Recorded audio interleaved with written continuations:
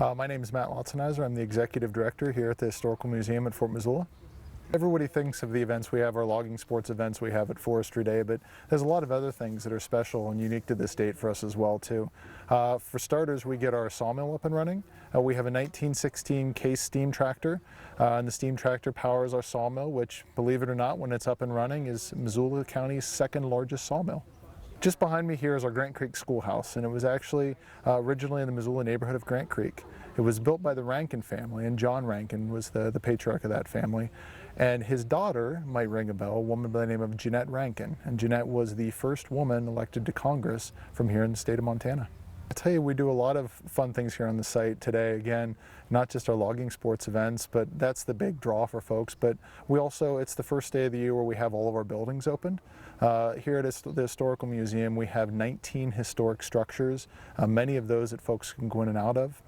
We have an original homesteader's cabin, we have an NCO quarters, but this time of year we actually have a volunteer that will open up the building and be inside and talk to our visitors and share some of that interesting Western Montana history that we have here at Fort Missoula.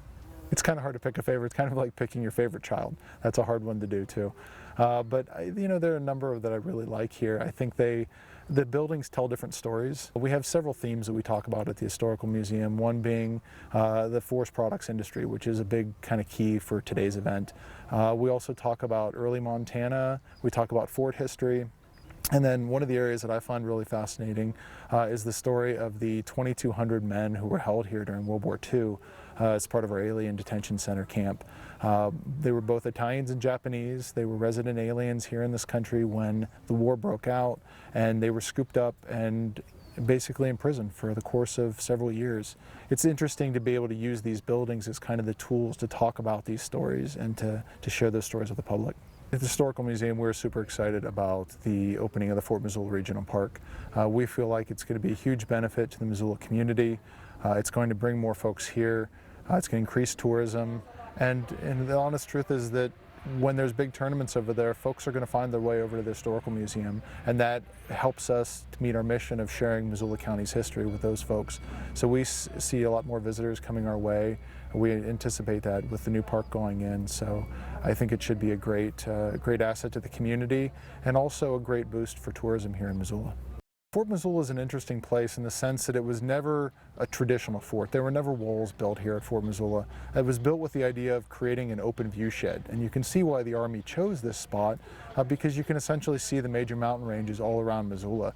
I often say that some of the best views in Missoula, if you're not on a mountain, are here at Fort Missoula, because you really get a clear view of kind of our signature peaks, whether it be Sentinel and Jumbo or up towards Snowball or back Blue Mountain that's just behind me here. We had a gal come in earlier today, and she said, I'll have to bring my mother over here. She's 98. Wow. And she was just here with her mom. Oh, she brought her great. back. That's great. And she had ridden the trolley way back when it was That's part of it. Yeah, it was a thrill for me. It was like, oh, yeah, that's cool. And she was thrilled, especially when she rang the bell. At one time it was over here, and then we took it back to the fire department. Okay. And restored it there. And there were a lot of businesses around town that helped restore this. Probably 25 different businesses, from muffler shops to transmission shops. And was it Missoula's first fire truck? No, No? we had 1910 or 11 fire truck that was white.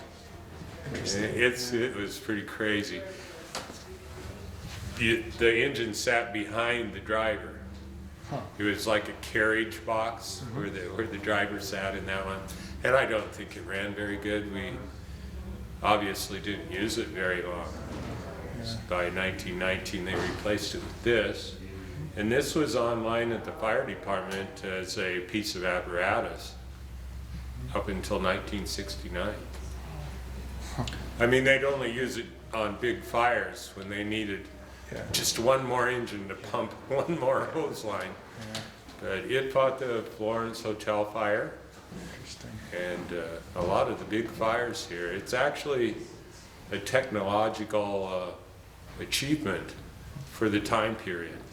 It had redundant starter system, has electric magneto starter, And it also has the hand crank starter up here in case of emergency. The magneto wouldn't work. It's been rewired from 6 volt to 12 volt. It'll reach speeds of between 50 and 60 miles an hour. And it pumps 750 gallons a minute, which for its day was incredible. And it would get up to 150 or 175 pounds per square inch of water pressure, which would, going through a straight stream nozzle, which they used back then, probably reach 200 feet, maybe 250 feet.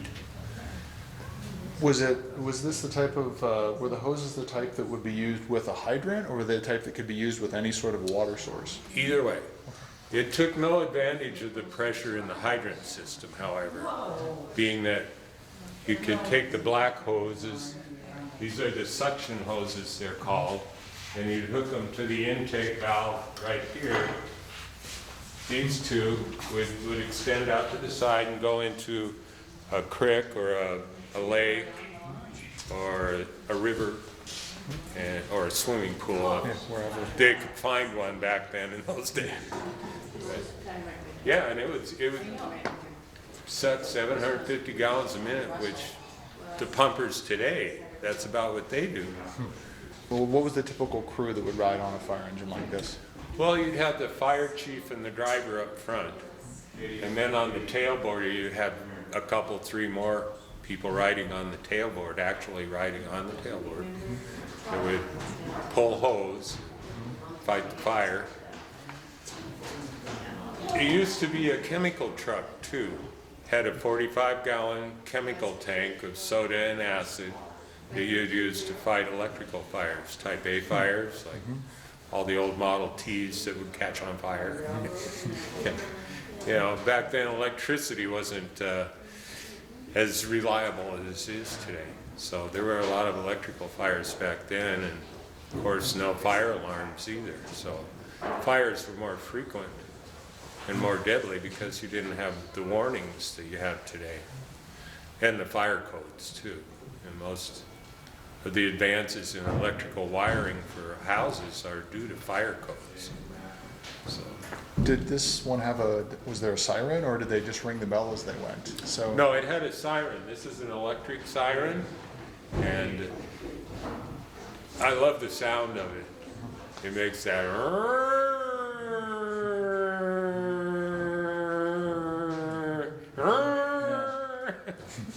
so definitely it catches your ear. And the bell up top, can you talk about the bell for a sec?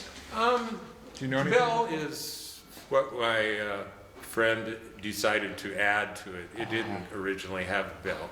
Okay. We thought maybe this standard here was for a bell, but my research found out that it was for a spotlight. Okay. So that the spotlight used to sit there. It reached speeds up to 50 miles an hour too. For 1919, That's pretty fast. this is a real heavy-duty engine for back in the time. This has also got chain drive on both sides of the tires rather than the regular transmission in cars today. So either one will drive it independently, but they function as a unit. In an emergency, it'll move with just one chain. But like I say, it's total marvel of technology back in 1918 when it was invented.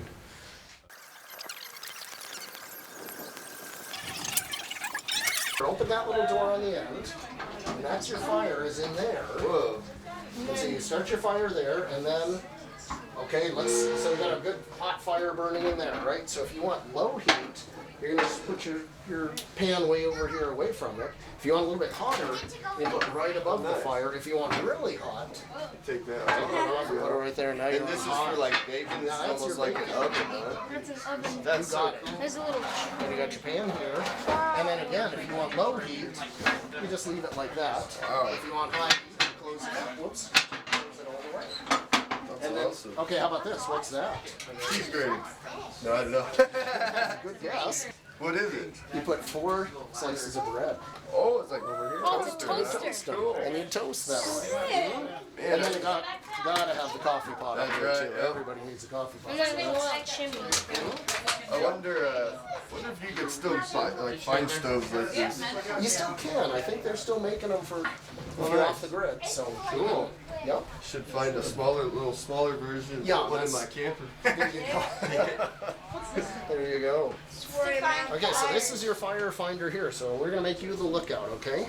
So if you're my lookout here and you see some smoke over there, what you're gonna do is turn this around, look right through that little slot there, and line it up with this hair here going up and down. Well, that's cool. Okay, and you kind of turn it around so you got it right lined up. Now you look right here and you get your angle from the lookout. And so you read here, there's 360 little numbers around here, so you'd find that number right there. Now you go over here to the phone. We'll make you call in. So you take the phone, you crank it, and that's ringing a bell down in the ranger station. You tell them I've got a fire, I got it. and you tell them the angle. And of course, every other lookout would be listening in, and so they'd go to their firefinder and they'd look, and they'd get their angle, and they'd call in. And you could map that out and look at the angle, and wherever those cross, that's where the fire is. Nice. Now, if you're the firefighter back in the 1930s, you're expected to take those tools over there and go fight the fire. So you're the initial attack crew. You're not just looking for fires, you're actually fighting them as well. Wow. And once you hopefully put it out, if you don't, they'll send in more troops. And Right. if it keeps But you're the smoke. supposed to be the first there. But they always said they wanted them out by 10:30 the next morning. So Right. anytime you saw a fire, you had to get it very quickly and try to get that out as quickly as you could. Awesome. Nowadays, of course, you're going to call in the helicopters and do Right. that, so lookout doesn't have to do that anymore. But the way it once was, You know what this is called? Pulaski. Pulaski. Do you know what it was named after? John Pulaski. Ed Pulaski. He was from Wallace, if yes, correct. yep. He had a troop of 30 men in the 1910 fire. I believe it was 30, and they got surrounded and they ended up in a tunnel, one of the mine shafts, Yeah. and he only lost, is it 1 man? I believe it was either 1 or 2. Yeah, and a horse I know But did, they took him in there, and he wetted down a towel and put it over the entrance of the door, and he got second or third degree burns, but it burned his lungs up too, the heat. When he pulled his pistol out, and one guy tried to get out, he pulled his pistol out and said, if anybody tries to leave, I'll shoot you dead. Yeah. He kept all the men in there. There's a trail in Wallace. Yep. Yeah, that's true. Told his wife and his daughter to go to the quarry, With a the bunch rock of signs quarry, that and tell you. that's where his wife and kids were. And that's how they lived, and they thought they were dead until they heard that there was a man with bad burns leading 28 other men back in, and knew it was him. Yep. Yep. Ed Pulaski, That's pretty right. And then he extreme man. Gave me up. Ingenious. That's for sure. That's neat. But yeah, if you would look out, you'd have to live up here all summer long. So this is, you got all your food up here, you've got books up there to read, because you gotta find things to do, but this is your whole house right here. I'm not playing. You're not No, gonna I'm not cleaning. Me neither. We call the maids. More than 10 people in here, so. What do you guys ready? Oh, let's count for less. You know. Okay, all right, oh yeah, that's true. All right, We're 'cause I fine. read this pretty cool. Thank you, sir. Appreciate it. Thank you very much.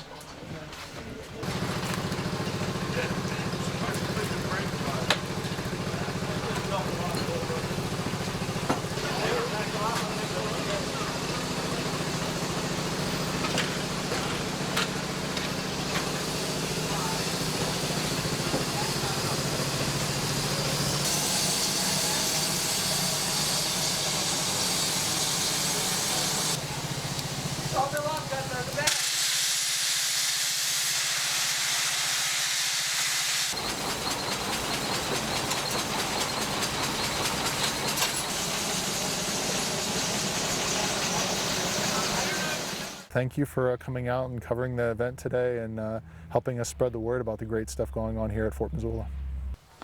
What do you think? Oh, that's great. It's good.